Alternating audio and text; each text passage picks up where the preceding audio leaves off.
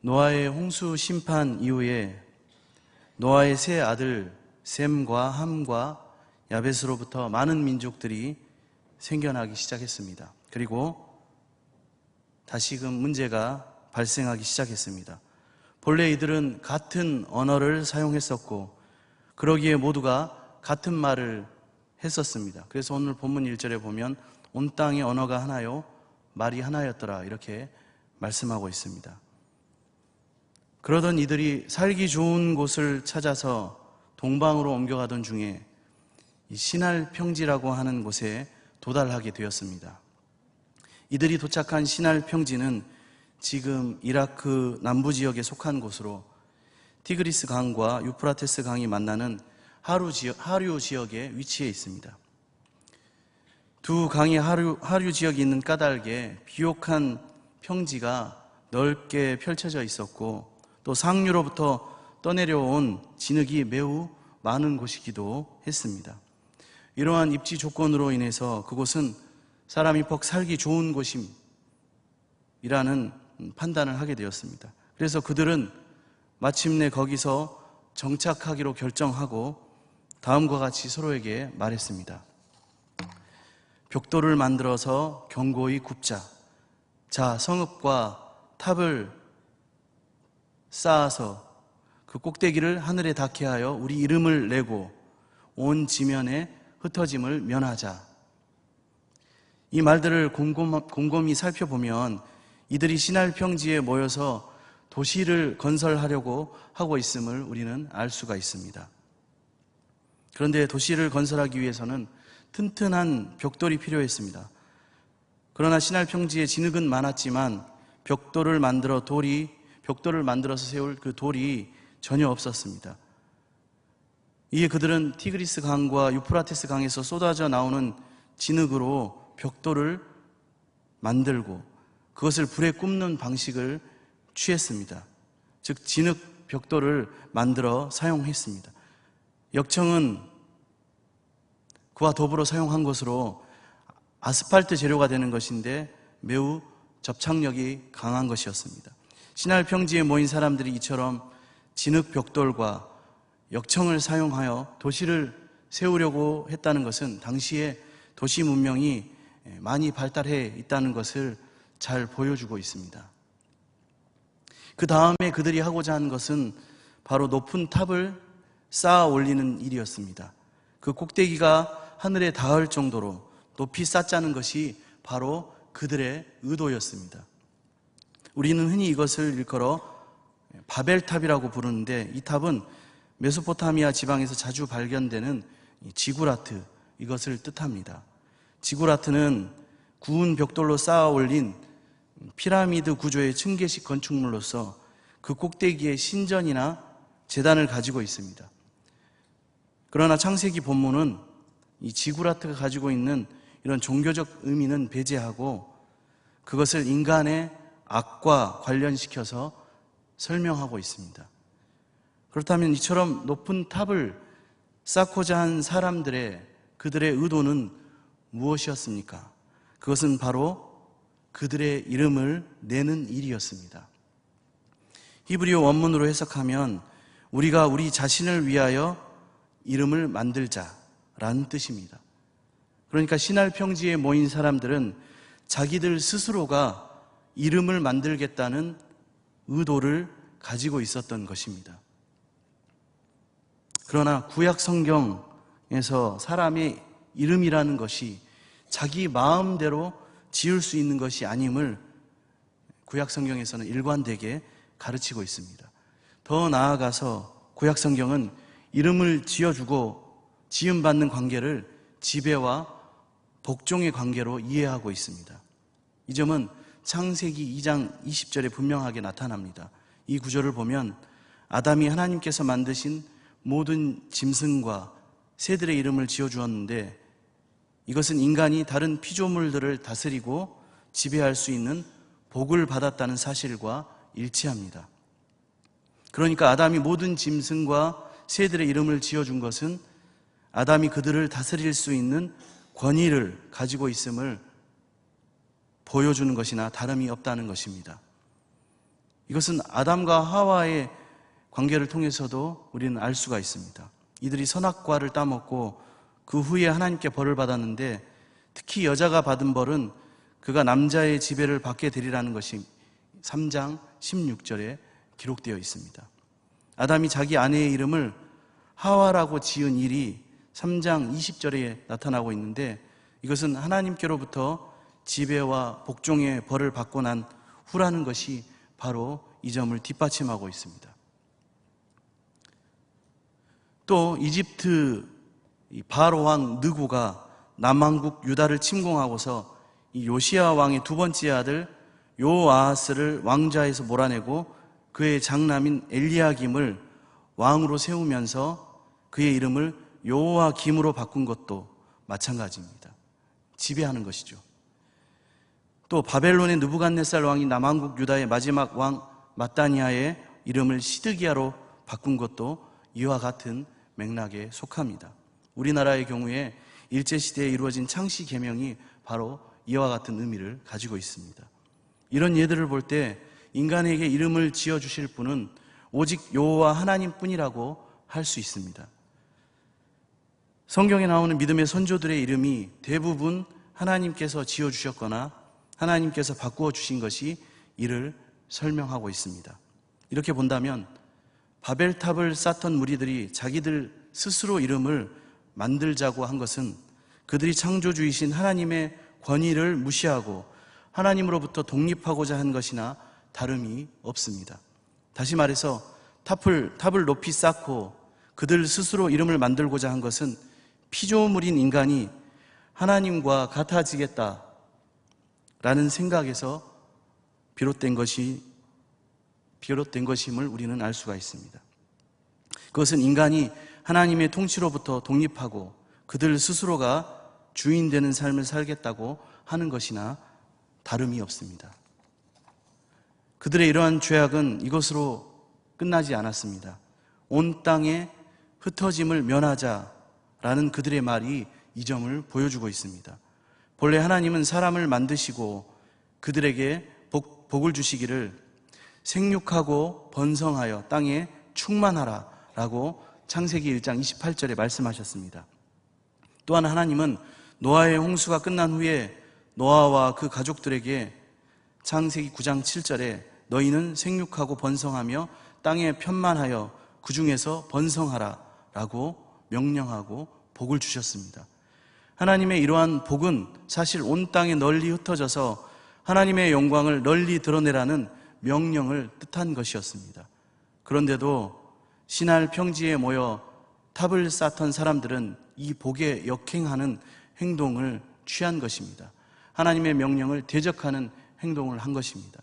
흩어짐을 면하자라고 함으로써 하나님이 주신 복을 거부했던 것입니다. 그러나 하나님은 이처럼 하나님을 무시하고 자기들만의 힘으로 거대한 도시 문명, 통일된 왕국을 만들려는 이 무리들의 죄악을 가만히 두시지 않았습니다. 하나님은 시날 평지에 모인 사람들이 짓고 있는 도시와 높은 탑을 보기 위해서 내려오셨습니다. 하나님은 그들이 앞으로 무엇이든지 자기들이 원한 대로 하려고 할 것이고, 그렇게 되면 그들이 하는 일을 막을 길이 없을 것임을 다 아시고서 그들이 하는 일을 중단시키기로 작정하셨습니다. 그렇게 하나님은 본래 하나였던 그들의 언어를 혼잡케 함으로써 그들을 온 지면에 흩어버리셨습니다. 그렇게 되어 이제는 그들은 더 이상 도시를 건설하지 못하게 되었고 탑도 더 이상 쌓아 올리지 못하게 되었습니다. 여기서 우리가 주목할 것은 하나님께서 그들을 흩으셨다라는 표현입니다. 이 표현은 오늘 본문 8절과 9절 두 번에서 나타나는데, 이것은 하나님께서 그들의 언어를 혼잡케 하신 것이 궁극적으로 그들을 흩으시기 위한 목적을 가지고 있음을 밝혀주고 있고, 바로 오늘 이 사건의 핵심이 흩어짐을 면하고자 하는 무리들을 하나님께서 흩으셨음에 있다는 것을 알게 해줍니다. 물론 하나님의 흩으심은 도시 문명 자체가 나쁘기 때문에 생겨난 것은 결코 아닙니다. 도시 문명 자체는 중립적인 것입니다. 오히려 문제가 되는 것은 바로 사람입니다. 그 사람들입니다. 도시 문명을 이루어가는 인간이 어떠한 의도를 가지고 있는가가 중요한 것입니다. 따라서 신할 평지에 모인 사람들이 하나님의 벌을 받아서 도시 건설을 중단한 것은 도시 문명 자체가 악해서라기보다는 도시를 세우고 탑을 쌓아 올리는 사람들이 악해서이기 때문입니다. 즉 하나님으로부터 독립하려는 그들의 불순한 의도가 악했기 때문입니다. 오늘 본문 11장 9절에 이러한 인간의 죄악을 일컬어 바벨이라고 표현하고 부르고 있습니다. 본래 이 바벨이란 말은 신의 문이라는 것을 뜻하는 낱말이고, 이것은 결국 하나님과 맞먹으려는 인간의 죄악이 본질적으로 혼란스러운 것이고, 그렇게 혼란을 초래할 수밖에 없다는 사실을 보여줍니다. 이런 사실에서 우리는 한 가지 귀중한 교훈을 얻게 됩니다. 그것은 곧 하나님께서 자신을 거역하는 인간의 죄악된 행동을 반드시 벌하신다는 사실입니다. 탑을 쌓던 사람들이 서로 말이 통하지 않게 되고 그 결과 탑 쌓기를 중단한 것이 이것을 보여줍니다. 더 나아가서 하나님은 인간이 하나님의 복이나 명령을 거역할 경우에 그 복이나 명령을 없던 것으로 무효화시키는 것이 아니라 반드시 그것을 성취하신다는 사실입니다. 만일 인간이 그 복이나 명령에 순종할 경우에는 아무런 문제가 없지만 불순종할 경우에 심판을 통해서라도 그 복과 명령을 이루시는 것입니다. 하나님께서 바벨탑을 쌓던 무리들을 흩으신 것은 사실 하나님을 떠나서 자기들만의 거대한 왕국을 건설하려고 했던 이 무리들의 의도를 꺾으시고 그와 함께 땅을 가득 채우고 땅에 충만하라는 하나님의 복이 심판을 통해서 이루어지고 있음을 보여줍니다. 그렇기 때문에 우리는 불순종이 하나님의 복을 심판으로 바꿀 수도 있다는 것을 오늘 말씀을 통해서 깨달아야 합니다. 이스라엘의 역사는 하나님의 이러한 통치 원리를 보여주는 대표적인 예입니다. 하나님께서 아브라함을 부르시고 그에게서 이스라엘 민족을 만드신 것은 이스라엘로 하여금 죄에 빠진 인류에게 하나님의 복, 구원을 전하게 하려는 목적이셨습니다. 이스라엘이 하나님께 대하여 제사장 나라가 되고 거룩한 백성이 되어야 한다는 말씀이 출애굽기 19장 5절에서 6절 말씀이 이를 뒷받침합니다. 그런데도 이스라엘은 선민의식에 사로잡혀서 하나님의 이러한 의도를 완전히 무시했습니다. 그 결과 나라는 두 쪽이 나고 아수르와 바벨론에 각각 두 나라가 멸망당하고 말았습니다. 북왕국 이스라엘은 아수르 제국에 망하여서 뿔뿔이 흩어지고 남왕국 유다는 바벨론 제국에 망하여서 포로로 잡혀가게 된 것입니다. 이러한 예는 신약의 사도행전에서도 나타납니다. 사도행전 8장 1절에 보면 예루살렘에 있던 사도들과 제자들은 하늘로 올라가시던 예수님께로부터 아버지께서 약속하신 성령을 기다리되 성령을 받고 나면 반드시 예루살렘과 온 유대와 사마리아와 땅끝까지 이르러 복음의 증인이 되어야 한다는 명령을 받았습니다. 사도행전 1장 8절입니다. 이 명령은 곧 사방으로 흩어져서 복음을 전하라는 것이나 다름이 없습니다. 그런데 오순절에 이르러 마침 성령 충만의 역사가 이루어졌고 바벨탑 사건 때 막혔던 사람들 사이의 의사소통이 방언의 은사를 통해서 성취되었습니다. 이에 힘을 얻은 그들은 사도들과 함께 부지런히 복음을 전하기 시작했습니다. 그러나 애석하게도 그들의 행동 반경은 예루살렘 밖을 벗어나지 못했습니다. 이를 보신 하나님께서는 스데반의 순교를 통해서 예루살렘 교회의 성도들을 사방으로 흩어버리셨습니다. 이것을 사도행전에서는 이렇게 묘사합니다. 사울이 그의 죽임당함을 마땅히 여기더라. 그날에 예루살렘에 있는 교회에 큰 핍박이 나서 사도 외에는 다 유대와 사마리아와 모든 땅으로 흩어지니라. 아멘. 오늘 말씀을 통해 우리는 우리 자신을 돌아보기 원합니다. 나에게 바벨탑은 무엇입니까? 어떤 것이 나를 예수님으로부터 멀어지게 하고 하나님으로부터 떠나가게 합니까? 내가 오늘 이 시대를 살아가는 이유는 나의 영광을 위해서입니까? 나의 이름을 내기 위해서입니까? 아니면 하나님의 영광을 위해서입니까? 우리는 하나님께서 나에게 주신 이 복을 심판으로 바꾸는 삶을 살고 있지는 않은지 다시 한번 우리 스스로를 돌아보고 근신하고 자각해야 합니다. 이렇게 많은 질문들이 바로 오늘 말씀을 통해서 또 순간마다 날마다 우리에게 던져져야 합니다. 우리는 기억해야 합니다.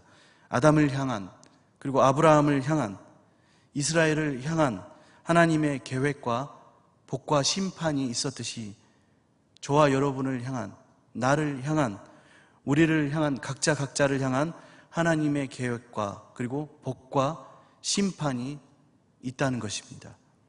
하나님께서 허락한 복이 심판이 되지 않도록 우리의 삶을 온전히 하나님께 드리고 나의 주인은 예수 그리스도이십니다 라는 고백과 그 고백에 합당한 삶을 살아가는 저와 여러분, 우리 군산 동북교회 모든 성도님들이 다 되시기를 축복합니다. 기도하겠습니다. 사랑의 주님, 부족한 우리를 너무나 사랑하셔 십자가에 달리면서까지 포기하지 않으신 주님, 감사와 찬양을 드립니다. 우리에게 모든 것을 허락하시고 누리게 하셨음에도 우리는 그 모든 복을 심판으로 바꾸어 버렸음을 이 시간 고백합니다. 우리의 부족하고 나약함을 불쌍히 긍휼히 여겨 주시옵소서. 하나님의 사랑을 깨닫게 하시고 주님의 사랑을 알게 하여 주시옵소서. 마지막 시대, 악한 시대 가운데 하나님이 기뻐하시는 믿음의 사람으로 일어나게 하여 주시옵소서. 이 시간 주님 앞에 나의 바벨탑을 내려놓기를 원합니다.